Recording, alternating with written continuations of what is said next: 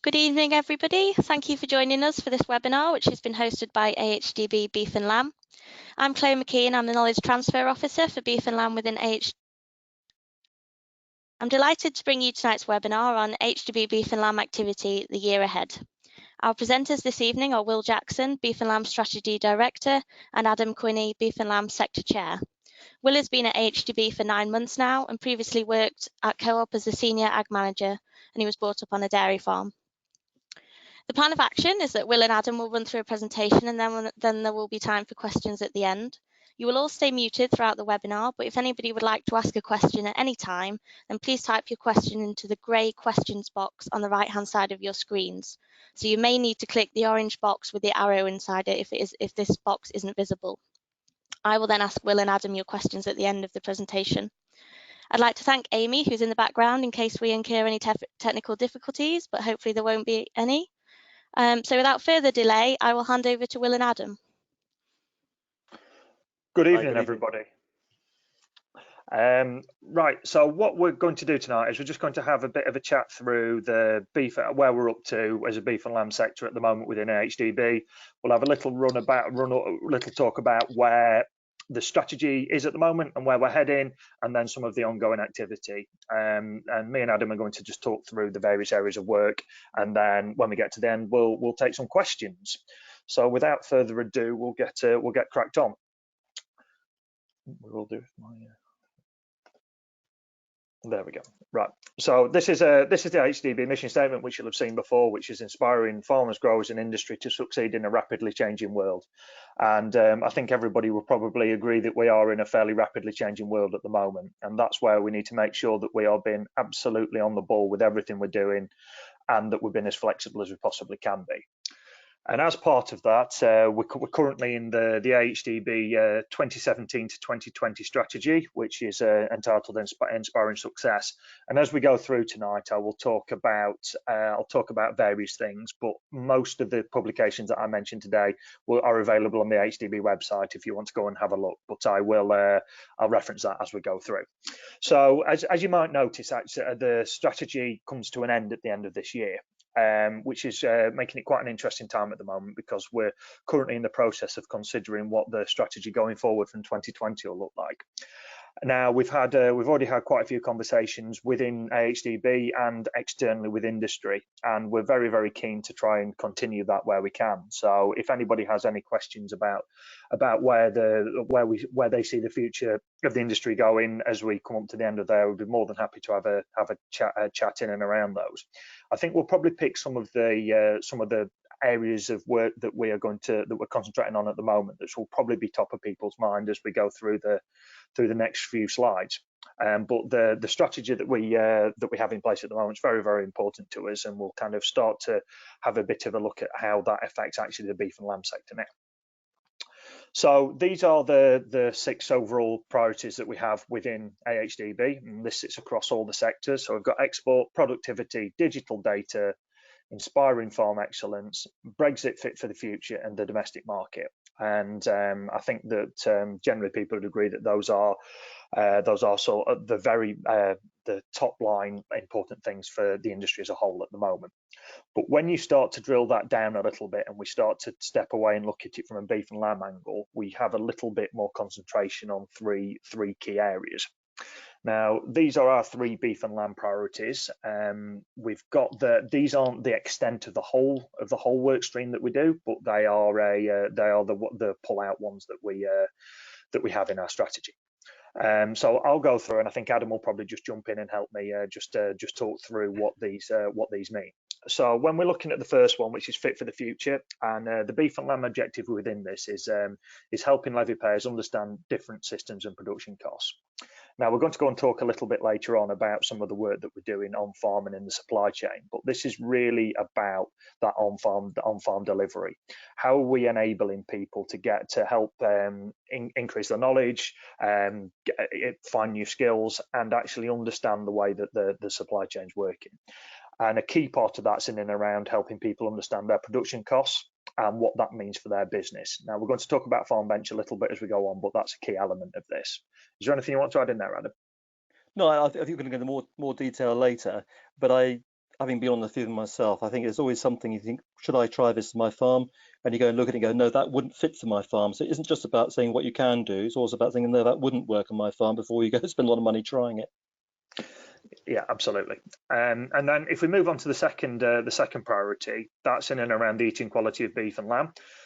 But the actual objective here that we have is quite an interesting one, because we're talking here about it's to increase customer taste. And I think the next bit's the key one, the overall perception of beef and lamb.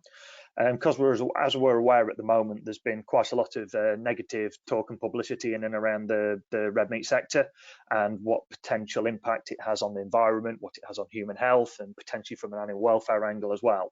So this we see has been a vital part of the work that we're doing at the moment. So it's making sure that the customer has the best perception overall of the product that everybody out there works so hard to produce. And that takes form in many ways, of which we'll discuss some later on as we go through it. And then the third objective is a fairly self-explanatory one, but that's to increase export demand, looking for new opportunities abroad to be able to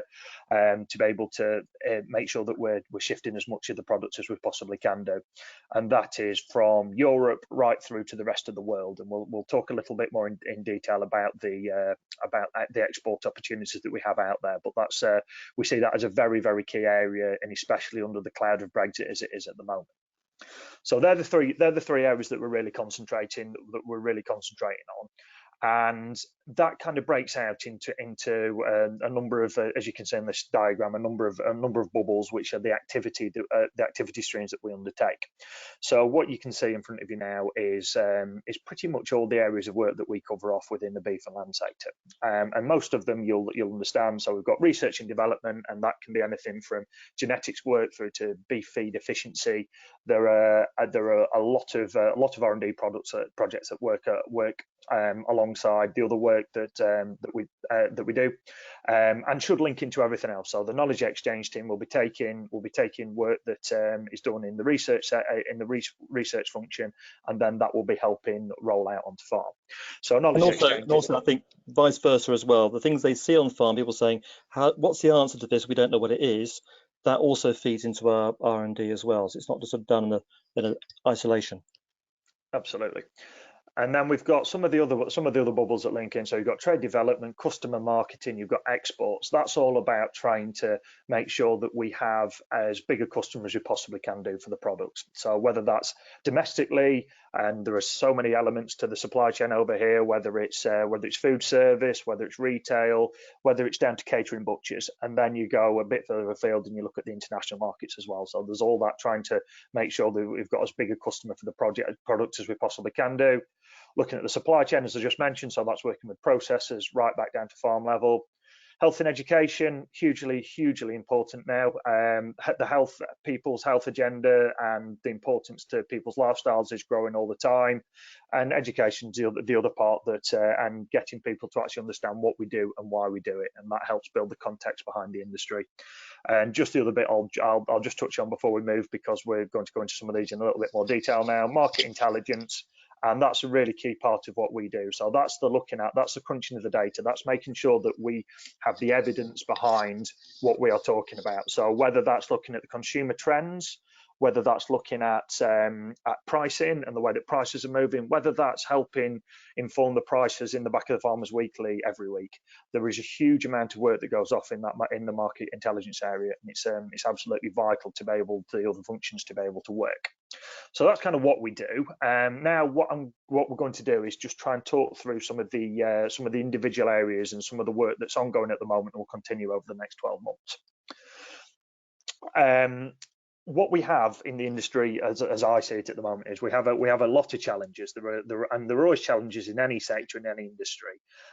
We just seem to have our fair share when we're looking at it from a farming point of view, and probably specifically from a beef and lamb point of view.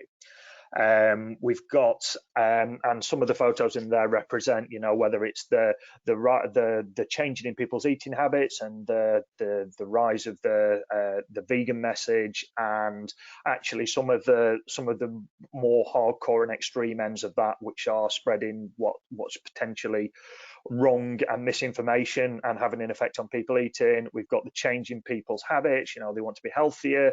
There's more ways than ever that you can go out and buy your food. People want convenient food really, really quickly. So what we're trying to do at AHDB is we're trying to create some solutions to that. And so whether that be looking at the meat and health element, whether that's marketing, whether that's helping on farm and being able to create a stronger industry at farm level, or whether that's looking for export opportunities through the use of our quality standard mark. There are lots and lots of ways that we try and address the challenges. And I think the key thing is that that's what we try and do. We try and identify the areas where we can make a difference, where actually farmers and processors who pay the levy actually can't do on their own, and then we step into that space and try and make a difference for the industry as a whole. And so we're going to start off here by talking a little bit in and around the knowledge exchange team and some of the specific work areas that they get involved in. And we've got Chloe and Amy on the call tonight who are part of the team, and the guys are out there and in amongst the industry the whole time, and they're really our face out there in the farming communities a lot of the time.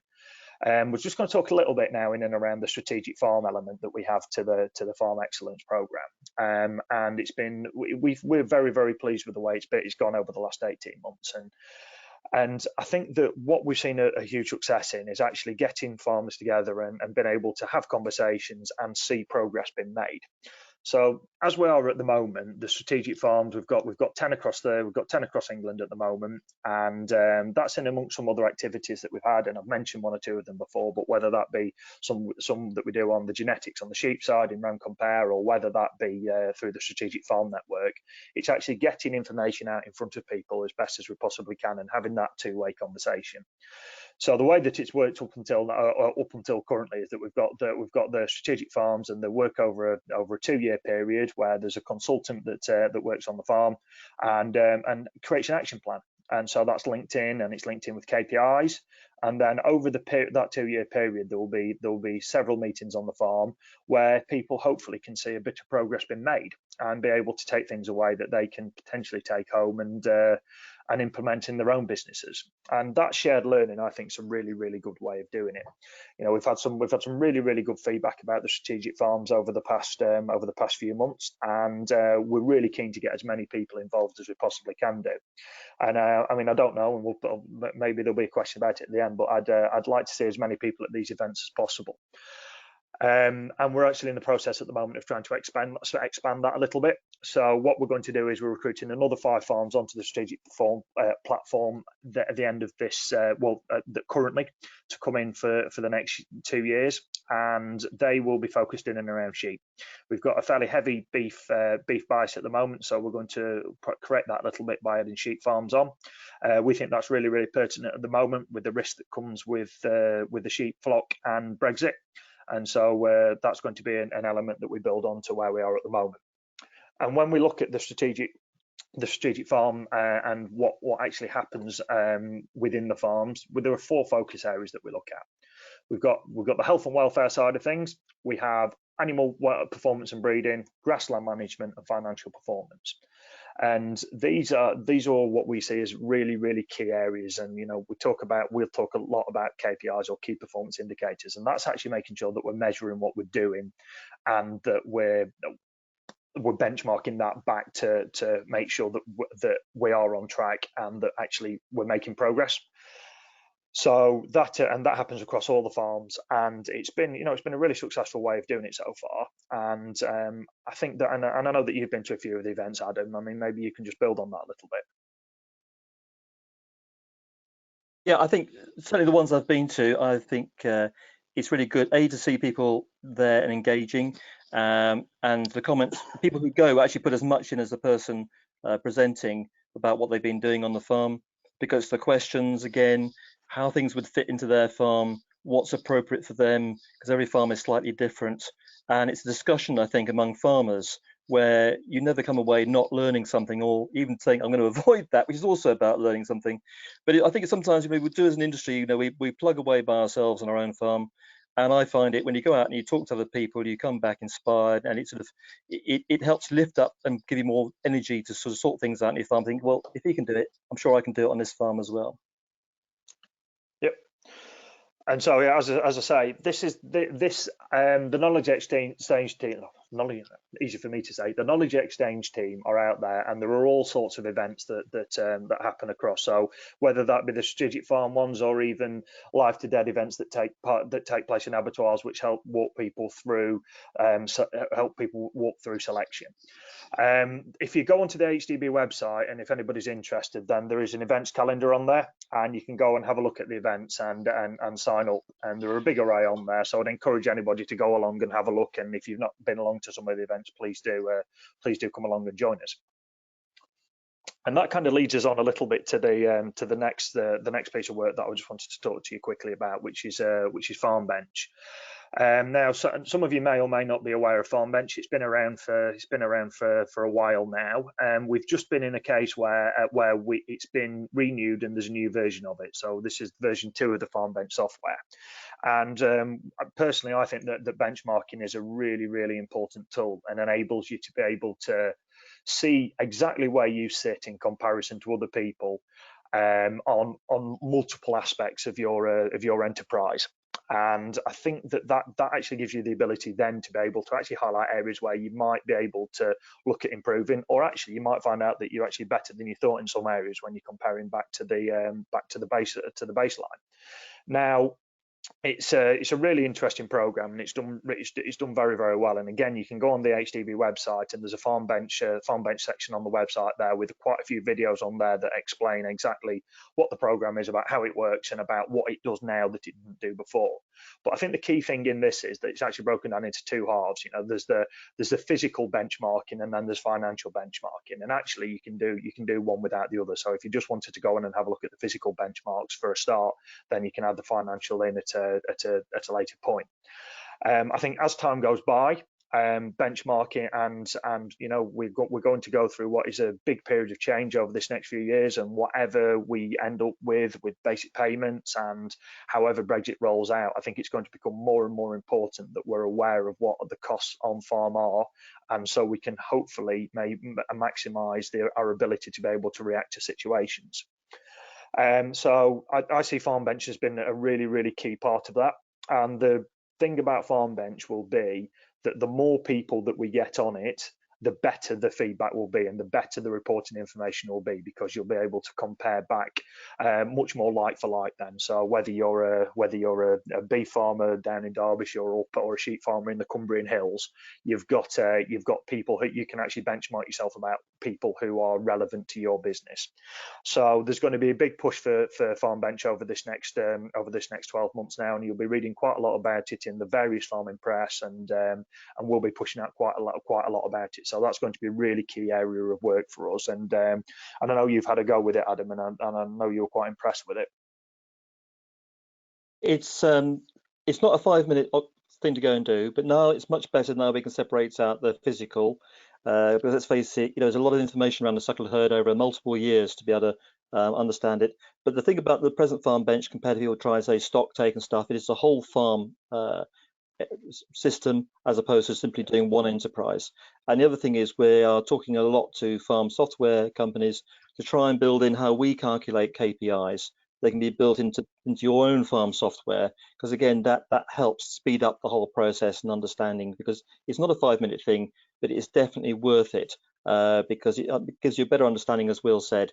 You know, it might be on your finishing side, or it might be on the growing bit, or it might be on your calf health, where you're either failing or doing a better job than average. And again, the more people put that data in, the better that we'll understand it as an industry. This is a system that's being used by many other industries, from motor industry right the way through to even education, believe it or not. So I think it's a really quite a useful tool to use. Yep, absolutely. So just going to, and just kind of on from that, and I was talking a little bit about the communications a few minutes ago, and I think we're going to just over this next few slides now, we're going to talk about probably two forms of communication. And this slide is just a bit of an example about some of the ways that we communicate back to farmers, really. So this is what we would call internally levy payer communication. So this is getting the messages back out. So talking about things like Farmbench. You can see in the middle of the slide there's a cut-in from the Farmers Weekly a couple of weeks ago, which is about the 8 steps to boost farm performance, and that article was actually taken from one of these webinars, which was done about 3 or 4 weeks ago. So we're trying as best as we can to get as many different ways of getting information back out onto farm, and there's quite a lot of digital ways of doing that now. So whether you're looking at Twitter, webinars, whether you're on Facebook or the website, but also we're very aware that there are other ways that we need to get that done. So where we need to produce glossy magazines, where we need to produce handouts, we will do, and also engaging with the press and especially the farming press. So we're very aware that we need to keep talking about what we're doing and help people to understand what that is.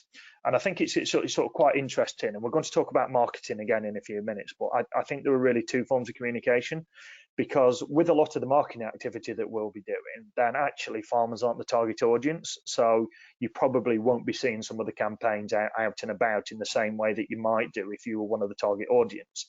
So I think that what we've got to make sure from an AHDB point of view is that we are keeping you informed with that, and we're trying. And there was a webinar last week actually about the marketing activity that we're doing in lamb this year, and a podcast. So we're trying to keep that communication as wide range as we possibly can do, but we're always open to hear for more ways that we can interact and try and get the message as widely heard as we possibly can do.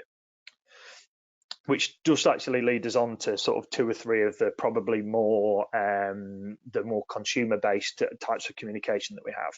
So the first bit I'm just going to touch on is meat health and environment, and that's kind of which I've put down as the reputation of red meat. And I know that Adam's talked about it quite a lot before about the calling it permission to eat. So that's actually about giving consumers confidence to be able to go in and make a purchase and think that they're doing the right thing, so that they're not doing harm to the environment, that they're going to get a benefit from themselves out of it, and probably most of all enjoy what they're doing. So we're doing a piece of work at the moment that's meat and health, and that's alongside QMS and HCC as part of the ring fence fund work that we do across the three nations. And that is really to start driving into the mainstream media, into the press, through social media, about what the benefits are. So we've got several channels that we're doing at the moment. So there's proactive work that we do in terms of trying going and putting what we call advertorials, so written pieces into magazines like Men's Health and other types of fitness magazine, but also into some lifestyle magazines as well. Also into the written press, and trying to find different ways of doing that. So we had a piece that went into the national press just earlier in the year, which was around the ability for steak to be able to help you get over a hangover. So it's trying to find interesting ways of getting the health message in, and that's all in and around getting the right vitamins and the right minerals. And so there's a huge piece of work at the moment that we're doing around the health element, and making sure that when some of the probably unsubstantiated claims that are made by some organisations, that we have the other side of the coin to be able to balance that argument. And it's becoming much more important from an environmental side of things, and it's become a very emotive and a very sort of top of the list subject over probably mainly over the last couple of years, but really intensively probably over the last 12 months. So there's also a piece of work that we're working into now, is making sure that we have the evidence to be able to back up claims that we want to make. So that's in terms of looking at things. So are we able to do research into things like sequestration? Are we able to then back up some facts that we are going out with actually what the positive impacts that ruminants have on the country and actually have a positive environmental message. So it's trying to make sure that we're balancing that argument, and we see this again as a really, really important strand of work that we're going to put quite a lot of focus on ongoing now. And there has been previously, and we've had, as I say, that we had some really, really good success last year, and we did a lot of challenge back to organisations. So the BBC is one example of that, where we've been back several times and questioned articles that they've put out, and actually had corrections put on the website and in the articles once they've been done.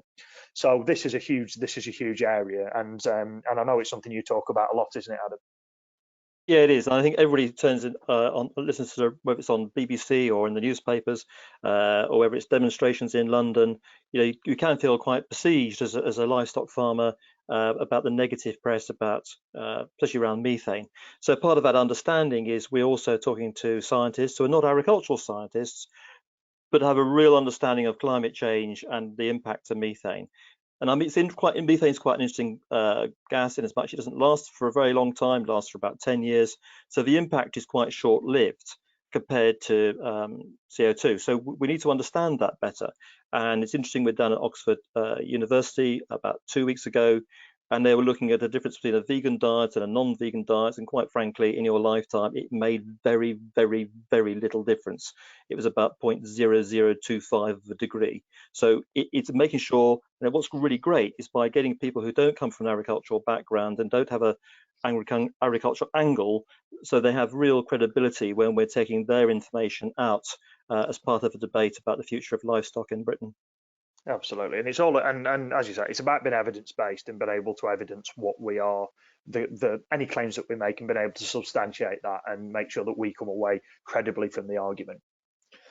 Okay, so and that kind of leads on to kind of another aspect of with the consumer, which is the marketing campaigns that we undertake. So our big marketing campaign, as you can see on the screen at the moment, is our lamb marketing campaign, and that will be taking place from the end of this month, so end of June into July, and then a really big hit in September. And that's a £1.4 million campaign that we've put together for the summer, and is going to hit everything from butcher shops through to main retailers, and we've got quite a lot of engagement with retailers so far. So this is kind of our big marquee marketing campaign this year. It does sit on top of quite a lot of other work that we're doing, so there's quite a bit of beef work that goes on behind that. So whether it be supporting through various weeks and other events, there's also a churn of constant marketing activity that goes on, with some, say, big fireworks that come out of it, of which this is one of them. So the marketing element of what we do is very, very important, and what it is aimed at is, as well as changing people's buying habits here and now, it's aimed at attitudinal change as well. So it's looking at that long term. So we've been, as we've kind of developed over the last couple of years, we've developed the marketing so that we're making sure that we're looking at the deep underlying changes that need to be made, so that we can help people move back in, or potentially back into eating lamb or eating more beef. So it's all based around, and it goes back to what we were talking about before, about the environment, about the health, about what people's perceptions of animal welfare are. So all that should feed through into our marketing campaigns across all species, really. And this is going to be the big campaign over the summer. So you may see it. I mean, the target audience for this, as Gareth and Liam will have been through last week, is mainly young families and people who are just post family. So it may be that actually it's not going to hit the agricultural side of things probably as much as it would, and we're looking to reinvigorate people who have eaten lamb recently, who have maybe fallen away from it, and trying to get them to eat on more occasions. So as the summer goes on, we'll be feeding back, and hopefully there'll be plenty of going out on Twitter and through the other channels to let you know how we're getting on with the marketing campaign. But that's a really big angle of what we do. And as I said before, that links into the retail engagement side of things, and whether that's through store, in magazines, on billboards outside, we are regularly in contact with all of the main retailers, and they're very, very engaged actually, and it's been really good to see this summer. So we're on to the last couple of things now, because I know we're coming to the end of the half hour in terms of the presentation. I want to give people plenty of time for questions. Exports is probably the other bit that that tags on the back of where we are from a market point of view. So there's lots of ways that we tackle exports, and that is from having inward missions. So that's other countries coming in and seeing potentially our facilities over here, about how we do things, looking through the supply chain. And we've been very fortunate this last week that China have been over this last week, and part of that is working towards access to those markets and making sure that we have the availability, if we can do, to be able to service those markets. Just talked a little bit about retailer engagement and promotions, but that isn't just limited to the UK. That's actually also out, and a good example of that's in France at the moment. And we have a French office where there are several people who work out and promote English beef and lamb throughout France. So, and just to say, they do it differently in France. You do it differently to the UK. In the UK, you have to deal with head office and work from head office, but in France, you tend to do a lot through the store manager. So our staff will be actually out in store promoting lamb with samples, but also with panels with videos on and various other things. So sort of, it's like electronic shelf markers in store. From a store to store basis, it's much more hands-on because it's just a different way of doing it. Absolutely, and that's why we've got to be adapted to different markets, and every market's got different needs and wants, and we've got to make sure that we're adapting to that. And that's how the market intelligence work actually helps us to be able to put that into place. And I guess the other things we do, there's a lot about trade shows. So trade shows and trade events are very important. Getting processors together, getting them in the right place, and helping them get access. So if we can help the processors get access to these markets, then that helps with a knock-on down the line about being able to shift more product and hopefully enhance the availability for beef and lamb in various markets. So there's all that piece about building relationships. Just going to mention a couple of wins that we had last year, which was gained beef access to both India and China and Japan last year. It's not the answer to all the questions, but the more that we can keep building on this access to different countries, it puts us in a stronger position if we do end up having difficulty at any point with Brexit, or even outside of that. You can never have too many markets. So the export side of things makes up quite a big part of what we do, and is constantly evolving and constantly changing.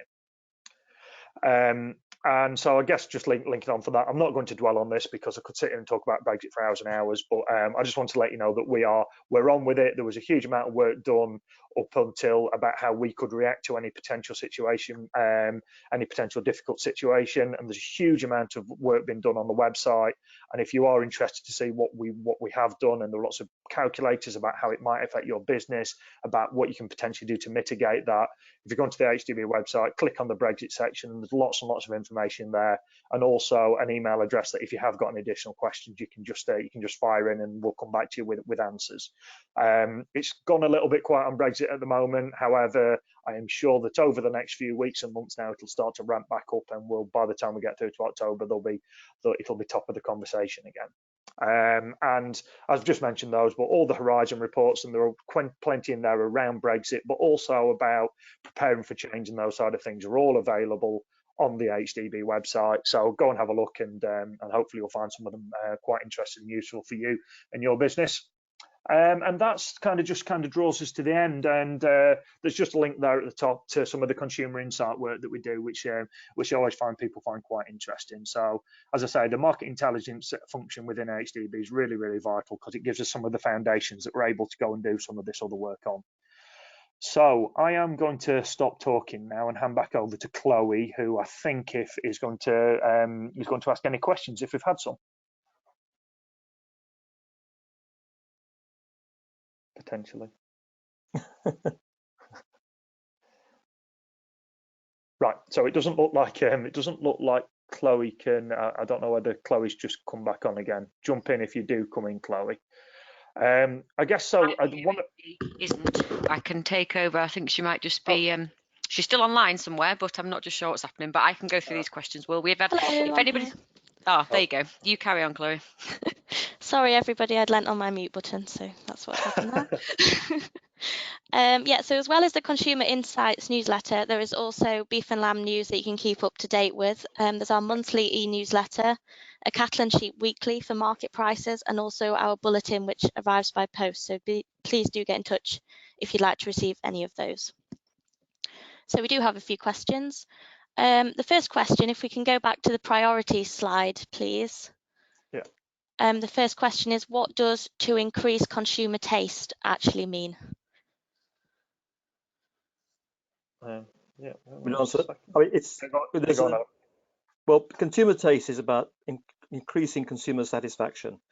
So we know that if people have a bad eating experience in beef or lamb, they're 12 weeks out of that category, whether that's because there's a bit of gristle left into it or whether the product doesn't meet expectation and so on. So we work quite hard with our quality standard mark and also other advice through the whole processing chain to make sure that when whatever appears in that cut is meets your satisfaction.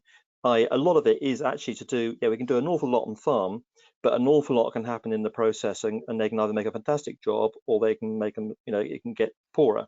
So one of the things we do is we go around and do a lot of shear testing, because tenderness and succulence is key among consumers' demands for beef and lamb. And that over the years, we've been doing it regularly through the years, is a steady improvement in tenderness, and also a reduction in variation, because quite often in the past the tenderness was quite good, but it was quite variable, and of course we want to make it much more consistent, and that could be down to the packaging, the new types of packaging that don't use modified atmospheres and so on. So there's a whole range of things we're doing, and a lot of that is about using the research from around the world and understanding what's going on and spreading that knowledge and information through the manufacturing chain to make sure everybody has a really good experience of eating beef and lamb. Because as we know, beef and lamb is never going to be as cheap as some other proteins. So, and there's some other competitors in the world, because of the way they can do things, especially in a more competitive future, will have an advantage us on price. So we've got to really make sure that a consumer has a really good experience, whether it's eating out at a restaurant or buying from a major retailer of British beef and lamb. So they don't think to look anywhere else. Thanks very much, Adam. So what, if anything, is the role of AHDB in the future of carcass classification? Well, we had a survey about, because as most people know, the present system is the Europe grid, which is a great indicator of meat yield, but it's not an indicator of necessarily of eating quality or retail value. It's not bad, but really it's really good at just simply meat yield. So what we have been doing, we have been looking at different methods, and leaving Europe could be an opportunity not to use the Europe grid and use other systems. So we did have a consultation with the meat industry about 2 years ago, because everybody privately said they were interested in this. But the response from the consultation was actually quite lukewarm, because it's got to be a system that works, an abattoir killing 1,200 cattle a week or killing 200 a week. And I think the way we're looking at now is, can we get standardized bolt-ons? And so we're still having that discussion, and we've experimented using the Australian system, which people may have read about, which is a star-based grading system to predict eating quality. We've experimented that with British processors to see how that would fit in. Does it relate to the Australian experience? And yes, it does. But there's some clear messages out of that work. Cattle that grow faster, consistently through their lifetime, and are killed younger, have a better eating experience, along with the correct hanging and everything else. And if you ask the Australians, if they didn't have the travelling time, and if they didn't have Bos Indicus cattle, either the cattle with a hump on their back and heat and stress and that sort of thing, would they have developed that scheme? And the answer is no. So there's a bit of appetite there in the industry, but I have to say it's not shouting loudly at us. But we have looked at it in detail about how we could, especially on the eating quality side, measure things online. And it's a discussion that's ongoing. Thanks very much. Are all UK retailers engaged in the marketing campaigns, or just some? So we're pretty much all of them. So we have ongoing conversations with all the retailers, as I say. I think that if you jump back onto the webinar, and there is a webinar last week, and I think Gareth and Matt talk about it in some detail. But as far as I'm aware, all the major retailers are signed up to this time. So yes, and I don't want to commit to saying every single one, but I know that all the major retailers are, yes. Thanks very much. So the meat health and environment infographics that you showed earlier, who are these being shared with, and how do you get these on social media to be shared outside of just the farming community? That's a very good question. So they are available on the AHDB website at the moment. And if you go onto the website, there are two web pages on there. One of which is about meat and health, and one is about red meat and the environment. And there are a whole load of infographics on both of those. What I'll do after this webinar is I'll get them tweeted out on the AHDB Twitter account. The links to the pages. So well, it might be in the morning now, but we'll get those tweeted out, and I'll tweet them on my Twitter handle as well. But they are all available on the HDB website, and anybody can go on and pick them up. And what we're hoping to do is add more to them as time goes by. So we're trying to create what is really a bit of a toolbox, so anybody out there can go and put it out and start a conversation or respond to something that's happening on social media. Thanks very much. In light of the beef price pressures following stockpiling of Irish beef during the Brexit process, does HDB have a strategy in place to mitigate a potential similar scenario this October? Well, that's partly one of the reasons why we've launched. Well, I suppose beef's a bit different to lamb, but we also had the same problem, potentially the same problem with lamb coming up. Obviously, lamb's so dependent upon exports. So that is one of the reasons why we've really upped the campaign on lamb promotion over the summer, to make sure that we're selling as much lamb as possible and perhaps mitigate the risk of carryover of lamb for the winter. Beef's a tough job, to be honest. It's in as much that there's, as you say, there could be another pressure again of stockpiling and people forward buying, trying to avoid any tariff coming into the UK. I don't think there's much we're going to do to avoid that, apart from simply promote and encourage people to support British beef and lamb. But it's not. I think the only thing we can do is keep putting information out there to suppliers about if there's issues building up and so on. We're not in a position really to alter that trade or what people want to purchase or not. Yeah, absolutely. There's a limited amount that we can do on that side, and you're dead right, Adam. What we can do, what our Brexit plan is, so when we put it together, is to try and make sure that that we're working as hard as we possibly can on a market point of view. So that's whether that be the domestic market or whether that's opening export markets up, and that we're concentrating on also working back down to farm, and how can we help people? What can we do actually on farm practically that are going to help people's businesses? And they're kind of the main two areas that we're able to help. There's quite a bit of evidence that we build up as well, as I said, through the market intelligence team, and we're constantly in conversations with be it DEFRA, whoever else it is, and providing information about what the situation is. However, what we can do is just make sure that we are maximising what we're doing from a market opportunity. And that's why the export markets are so crucial, to give another avenue, especially in the post-Brexit world. And again, we talked about the Chinese coming over. This is their second visit. They're definitely more interested than they were a year ago. A lot of detailed questions. It's a week-long event with I think it was about 15 Chinese staff asking a lot of questions. To give you an idea, the questionnaire that came over in January weighed 6 kilograms, which we filled in and complied with for them to understand the industry. And this is why programs such as the livestock information program is so crucial, because those good information, especially around the offals, in real time, would really help our exports. So it's a broad approach, making sure we can access as many markets as possible for processors in the future, so we're not cornered by just having one person to go to. Thanks very much, both. This person said they understand that different countries need different approaches, but is it cost effective to have AHDB staff in French retail outlets? So they may have misheard, but they thought that Will had said that our staff were in French stores doing tastings. No, so the way it works in the various other things. So we have a French office, which pulls together the promotional activity over there.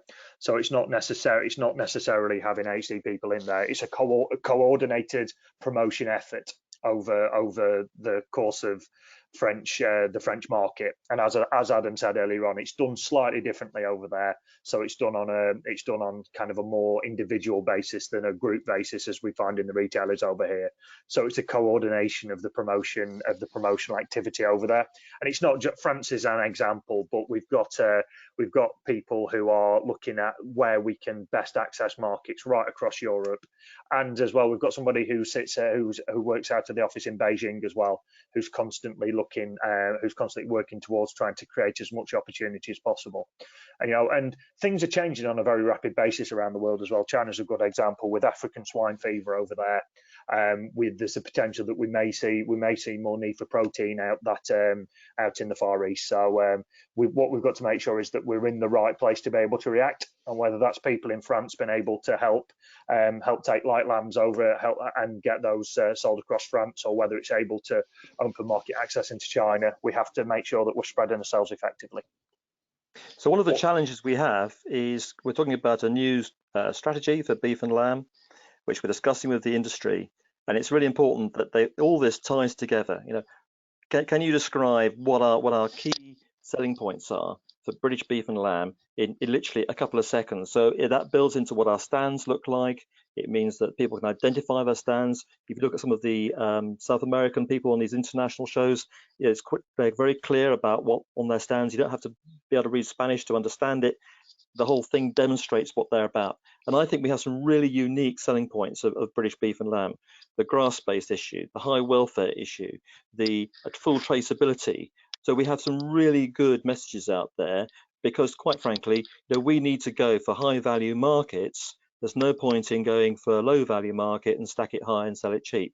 That's not what it's about. So it's about getting into Hong Kong. It's about getting into China, and not just China broadly, but to get into high value areas of China. It's about Japan. We just had another event at the embassy, John and Queen's celebration, again with British beef and lamb on the menu. So it's about, for those markets are really high value markets, and that's why we're aiming for those. But what they're interested in is full traceability, high welfare, good governance and use of medicines and so on. So we're targeting those because they have a high value, rather than simply can we load up lots and lots of beef and sell it cheap and stack it high. Thanks both. So I've got a statement here. I think this person would like your views on this. They think that AHDB Beef and Lamb need to engage more with the regenerative farming scene. So there are a growing number of farmers that are getting into this, and they feel that AHDB needs to promote these methods of farming to existing beef and sheep farmers, as they offer low-cost production of high-quality beef with off-the-scale positive environmental benefits. What are your views on this? Well, I think if you meet some of our board members who are doing this, and so there's a big discussion around that. Certainly, I think forage is coming back to having a key message around our knowledge exchange work. Forage and how we manage forage is going to be key in the future, and how we get the most out of it. And that's going to be different objectives for some people, but certainly if you go to some of our farm walks and stuff, people are definitely discussing, and we had a speaker about regenerative agriculture recently from the Cotswolds come to our board meeting and discuss it with his ideas and so on. He was a Nuffield scholar who'd been looking at around the world, because soil is a huge debate around soils and soil quality. And if you look at the Great Soils Project, where in the past as farmers we've looked at the structural or the chemical analysis of soils, but this is about understanding the biology behind the soils much better. So all the sectors have been involved in that, and we'll be feeding that information, what we've learned from that whole process into our knowledge exchange and understanding. Thanks very much. And following on from what you've previously said about exports in China and Japan, do you think the Red Tractor is up to scratch? Yes. But do we have to have a different Red Tractor and evolve it? I think we probably do. I think it's very important for me and my board that we're very keen that Red Tractor is there to answer the consumers' questions, not necessarily be there as a regulator. But I also think it's important. I've seen some other assurance schemes around the world where they explain to everybody who's involved in insurance why they're asking you to do these things. And I think that's actually quite important, that you see there's a purpose to why you've been asked to do these things, and it makes, and the consumers and people who are purchasing from us, these things are important to them rather than something we've dreamt up ourselves. And there's going to be issues around whole lifetime assurance. There's going to be, for some markets it's not an issue, but for some other markets it's a growing issue, very much so. Thank you. Is current beef and lamb production enough for UK current demand and future need? Do you want to answer that one, Will? Sorry, just say that again, Chloe. I missed that. Is our current beef and lamb production enough for the UK's current demand and our future needs? I think in terms of, and I don't know the figures exactly off the top of my head about where we are in terms of actually the coverage that we have at the moment. I think that what we've got to make sure is, because it's not the fact in this country that we consume the whole carcass across both beef and lamb. We need to have a balance between what we consume here and what we get for it abroad. So I don't think we'd ever be in a position where we were completely self-sufficient on beef, because we tend to want different things over here to what some other markets do, and generally we'll tend to import high quality and export low quality parts of the carcass. So I think it's more around trying to make sure that we're efficient and effective at what we are producing, and that is what we want for the market that it's going into.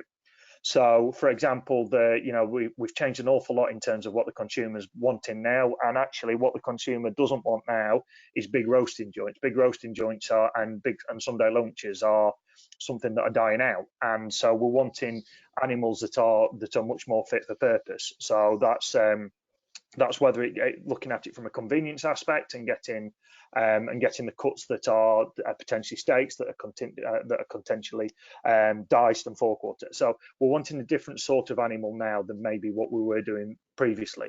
So I think it's been aware of what the market actually wants, and then trying to provide as much of that as we possibly can do, but then trying to find a home for what the balance of that is. So there's always going to need to be an element of import and export within that. And I just think we've just got to make sure that we're very, very focused on what the consumer wants, and that we're as effective as we can do at producing that in the best we can do from an environmental, a health, and a welfare point of view.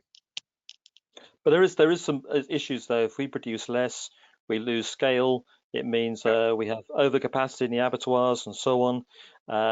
It means we have less R&D coming to this country, some of the pharmaceutical companies wouldn't want to invest, and leaving Europe could be a big issue there on product licenses. So it is important that we maintain our industry size, to have all that infrastructure behind it. And we got a great product. We may have to do it differently in the future, maybe different people doing it. And certainly when I look at the arable sector, the opportunities involve sheep in that, because of soil regeneration and so on. And one of our strategy farms is in the eastern counties, and they've had to put cattle back onto their farm to restore the soil structures because they're in salad production. So I think there's a great story to be had there. But will we be doing things differently in the future? Yes, we will. How are we going to manage our structural costs and our overhead costs are going to be key for that. And that means probably more working together through the whole supply chain, whether it's through the livestock market or whether it's working with other farmers. So I think there's an opportunity actually to grow the number of cattle and sheep we have in this country, but we've got to make sure we're not chasing a fictitious market, as Will said. It's got to be something that's actually a consumer wants and when they want it. And we've got to be sure of that before we necessarily increase the beef and sheep numbers in the UK. Thanks. It was a while ago since we've had the request for views on AHDB. What is the process now and the input in terms of how this will input into the strategic plan? So when will this process conclude? So where we're up to where we've been up to with request for views is that it was obviously a government-led consultation, which they have collected the information in from. We've been very, very keen to get the results back from it, but as we stand at the moment, we haven't got the full results back. It was put on the back burner during the Brexit period, where the focus was moved very much to contingency planning. As we came back at the end of that, I know that government were looking at trying to start working through the responses and pulling together the feedback for AHDB. So we haven't actually had it at the moment, and we're as keen as everybody else to see exactly what is in there. I mean, we have conversations on an ongoing basis with industry, so I think we've got a feel for what there are a lot of people think about where AHDB is. As and when that comes, that will be fed into the strategy process. I know I've been asked once or twice in terms of why is now the right time to do a strategy, and should we not wait till various things resolve themselves? So whether that be request reviews, whether that be Brexit. I think that the fear that we have at the moment is that these things potentially could drag on for quite a bit longer, and we need to make sure that we're on the front foot. And hopefully, if we put the right processes and the right things into place, then that will enable us to be in the right place no matter what comes out. But we are aware that it's coming along, and we're as keen as everybody else to be able to see what the feedback is. Thank you. What do you think are the real sustainability issues for beef and lamb production? Well, it's a three-legged stool.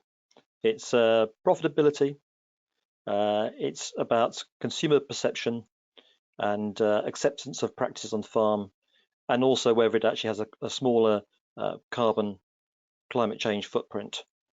And if they're not making profit, then those other two won't survive either. If we're doing things on farm that our consumers think are completely wrong, whether that's cloning of cattle, extreme, or hormone implants, I could go on, then again, people won't be after our product. So we're working with people such as Rothamsted at North Wick to really understand what sustainability really means, and different systems. And I urge anybody to have a look at North Wick in Devon and seeing what they're doing there. It's fascinating. So again, we're not going down blind alleys. We're actually understanding what are the impacts you do this, what's the nutritional output from these cattle for themselves, the meat quality and so on, through different systems. Not only are they profitable, but also what's the mitigation on climate change. Because as we talked about earlier, the interest in the climate and about what we do as farmers and the impact it has on that is growing. But one thing I would say is, I mean, a lot of people I speak to say, Adam, is climate change really real? Is it man-made, or is it simply a change in the weather patterns? I think we've all noticed difference in weather patterns. But all I'd say, all our work so far, when we look at that, is people who have a lower climate change footprint also have greater profitability. So we need to understand that better.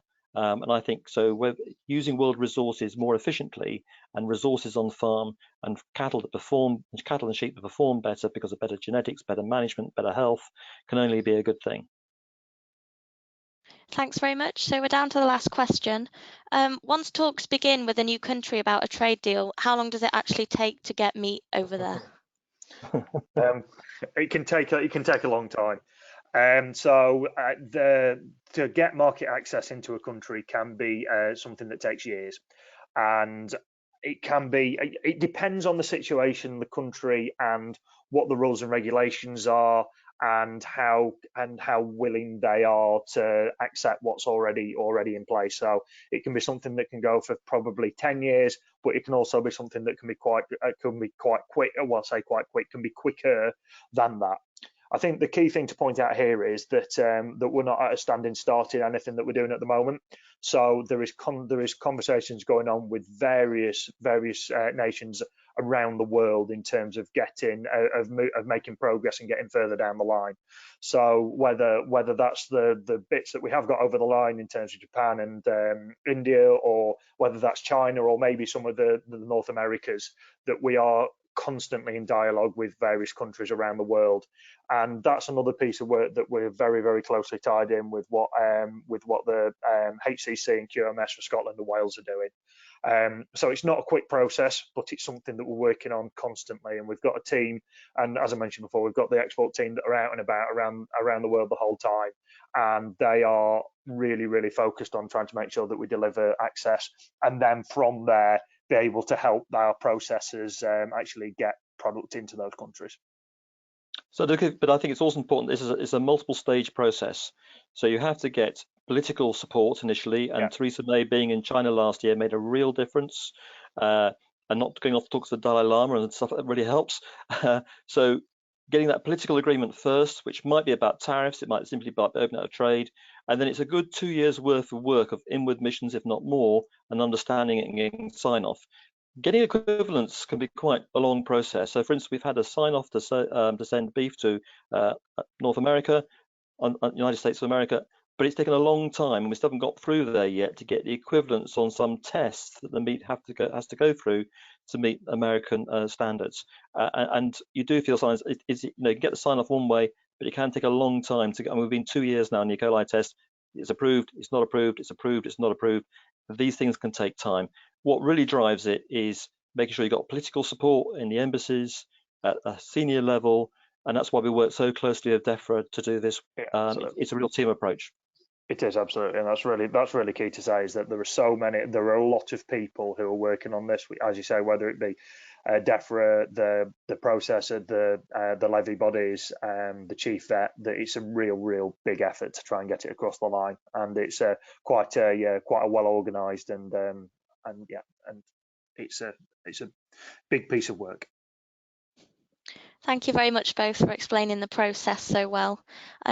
Thank you very much to Will and Adam this evening for that great presentation, and thanks to everybody at home for listening. There was a lot of information there, so if you would like to recap on the presentation, it has been recorded and it will be available to watch on our YouTube channels within the next day or so. So thanks again and have a good evening, everybody.